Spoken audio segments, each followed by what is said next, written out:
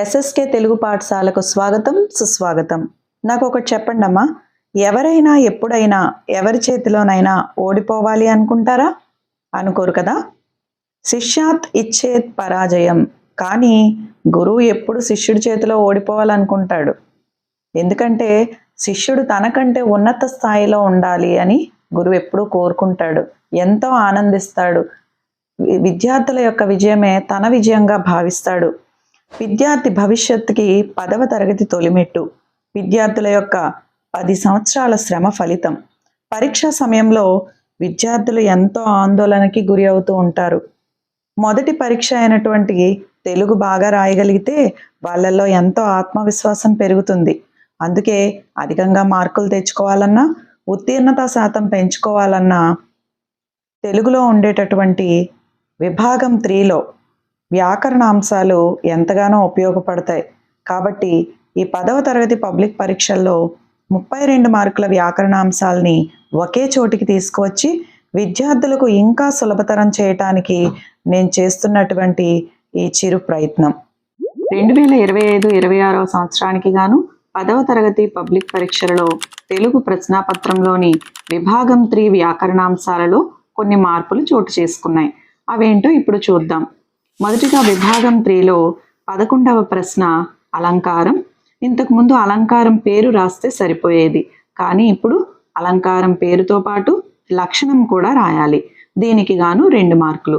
గుర్తుపెట్టుకోండి, అలంకారం పేరుతో పాటు లక్షణం కూడా రాయాలి. దీనికి గాను 2 మార్కులు.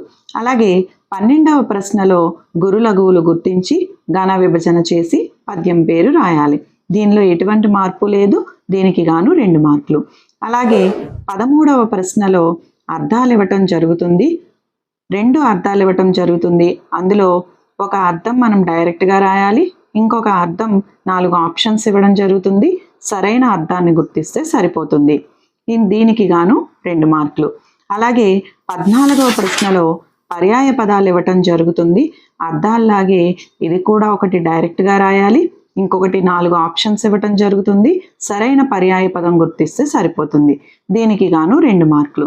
అలాగే 15వ ప్రశ్నలో ప్రకృతి వికృతి ఇవ్వటం జరుగుతుంది. సరైన ప్రకృతి పదం రాయమంటాడు. అలాగే ఇంకొక దానిలో 4 ఆప్షన్స్ ఇవ్వటం జరుగుతుంది. దీనికి గాను 2 మార్కులు. అలాగే 16వ ప్రశ్నలో నానా అర్థాలు ఇవ్వటం జరుగుతుంది. ఈ నానా అర్థాలు కూడా ఒకటి డైరెక్ట్గా నానా అర్థం రాయాలి, ఇంకొకటి 4 ఆప్షన్స్ ఇస్తాడు. సరైన నానా అర్థాన్ని గుర్తిస్తే సరిపోతుంది. దీనికి గాను 2 మార్కులు. అలాగే 17వ ప్రశ్నలో వ్యుత్పతార్థం ఇవ్వటం జరుగుతుంది. ఒకటి వ్యుత్పతార్థం డైరెక్ట్గా రాయాలి, ఇంకొకటి 4 ఆప్షన్స్ ఇస్తాడు.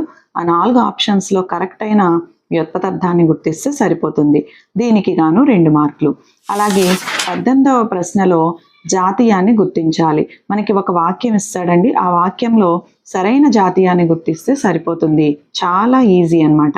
నెక్స్ట్ 19 ఇది కూడా జాతీయమే, కానీ ఆ జాతీయాన్ని ఏ అర్థంలో ఏ సందర్భంలో ఉపయోగిస్తారో రాయాలి.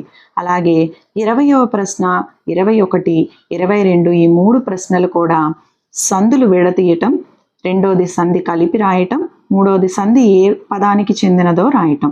ఈ 3 కూడా 3 మార్కులు. నెక్స్ట్ అదేవిధంగా 23వ ప్రశ్న 24వ ప్రశ్న 2 సమాసాలకి సంబంధించి ఉంటాయి. ఒకటి సమాసాన్ని గుర్తిస్తే ఇంకొకటి విగ్రహ వాక్యం రాయటం ఉంటుంది.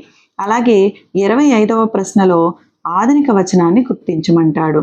4 ఆప్షన్స్ ఇస్తాడు. సరైన ఆధునిక వచనం గుర్తిస్తే సరిపోతుంది.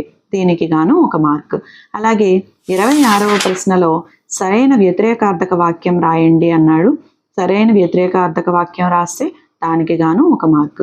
అదేవిధంగా 27వ ప్రశ్నలో సరైన క్రియాపదాన్ని గుర్తించమంటాడు. అంటే శత్రర్థకం, ఛేదర్థకం, క్వార్థకం, అప్యర్థకం ఇటువంటివి అన్నమాట. దీనికి గాను 1 మార్కు. అదేవిధంగా 28వ ప్రశ్నను తీసుకుంటే సామాన్య వాక్యాలను సంశ్లిష్ట వాక్యంగా మార్చి రాయటం అన్నమాట. ఇది కూడా సులభమే. దీనికి గాను 1 మార్కు. అదేవిధంగా 29వ ప్రశ్నలో కర్తరి కర్మని వాక్యాలను గుర్తించమంటాడు. ఇవి 4 ఆప్షన్స్ ఇస్తాడు. సరైన దాన్ని గుర్తిస్తే సరిపోతుంది. దీనికి గాను 1 మార్క్. అదేవిధంగా 30వ ప్రశ్న మారిందండి. ఇది అందరూ జ్ఞాపకం పెట్టుకోవాలి. చేజారిన బాల్యం పాఠం నుంచి ఇవ్వటానికి ఛాన్సెస్ ఎక్కువగా ఉన్నాయి. ప్రత్యక్ష వాక్యాన్ని పరోక్ష వాక్యంగా మార్చి రాయండి.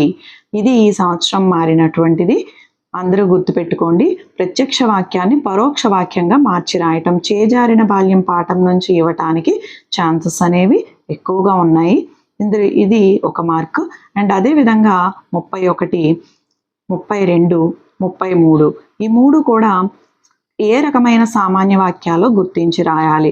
2 మనం డైరెక్ట్గా రాయాలి, 1 ఆప్షన్స్ ఇస్తాడు. ఏ ఆప్షన్ మనం సరైనది గుర్తిస్తే సరిపోతుంది. సో ఈ విధంగా మొత్తం విభాగంలో 11 నుంచి 33 ప్రశ్నల వరకు ఉంటాయి. మరికొన్ని వీడియోల కోసం మా ఛానల్ని లైక్ చేసి, షేర్ చేసి, సబ్స్క్రైబ్ చేయండి.